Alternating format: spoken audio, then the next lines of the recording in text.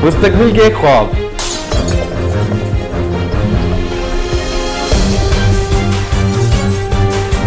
कल की फिक्र, तारीख के पस मंजर से नई सुबह का उजाला दे।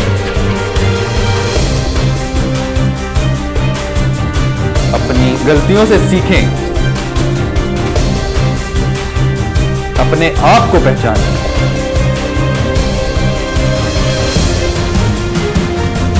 आए बैठें